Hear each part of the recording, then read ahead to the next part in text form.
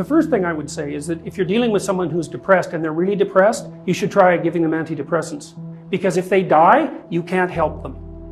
Okay, so if you're suffering, you are obligated, in a sense, to hold on to whatever rope someone throws you. And one of the things I do with my clients all the time, especially if they're really in trouble, is to tell them, look, I don't know exactly what's going to help you, but don't arbitrarily throw out any possibilities because you might not have that luxury. Antidepressants help a lot of people, and there are technical reasons why that's the case. So that's a simple answer. It's not relevant to what I already described, except that if you're offered a gift by your society and it works, try it. I don't care what your presuppositions are. Apart from that, lots of the time you see people who are suffering with depression, for example. There's a multitude of reasons, but I'll take one common reason. You could think about it as associated with the story of Peter Pan. Now, Peter Pan is someone who won't grow up, right? Now, the problem with Peter Pan is he gets to be king, but it's king of Neverland. Neverland doesn't exist. So being king of nothing isn't that helpful. Well, one of the things that you often see with people who suffer from depression, and I'm not making a blanket statement about the cause of depression because there's lots of them, is that people who don't have enough order in their life tend to get overwhelmed. So for example, if someone comes into me and to see me and they say they're depressed, I always ask them a very standard set of questions. Do you have a job?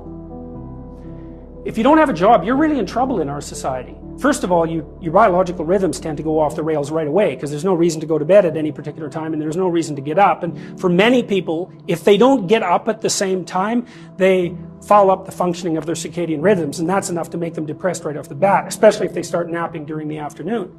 They also don't have a purpose. People aren't good without a purpose. And this isn't hypothesizing. We absolutely understand the circuitry that underlies positive emotion. We know how it works. Almost all the positive emotion that any of you are likely to experience in your life will not be a consequence of attaining things. It will be a consequence of seeing that things are working as you proceed towards a goal you value.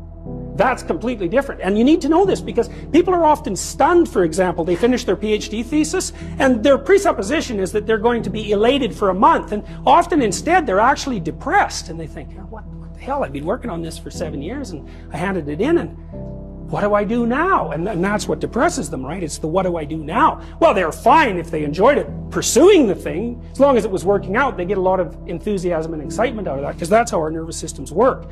Most of your positive emotion is goal pursuit emotion. If you take drugs like cocaine or amphetamine, the reason they're enjoyable is because they turn on the systems that help you pursue goals. That's why people like them. So if you don't have a job, you got no structure, that's not good. Plus, you tend not to have a point. So you're overwhelmed by chaotic lack of structure and you don't have any positive emotion. Well, do you have any friends? So sometimes you see people who are depressed, they have no job, they have no friends, they have no intimate relationship, they have an additional health problem, and they have a drug and alcohol problem.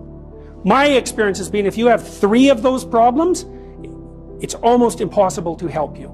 You're so deeply mired in chaos that you can't get out because you make progress on one front and one of the other problems pulls you down.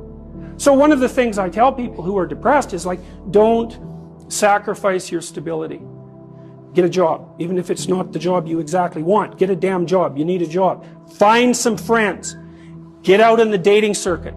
See if you can establish an intimate relationship. Put together some of the foundational items that are like pillars that your life rests on. Well, that's the practical thing to do. So that's one example with regards to depression. The secret ingredient is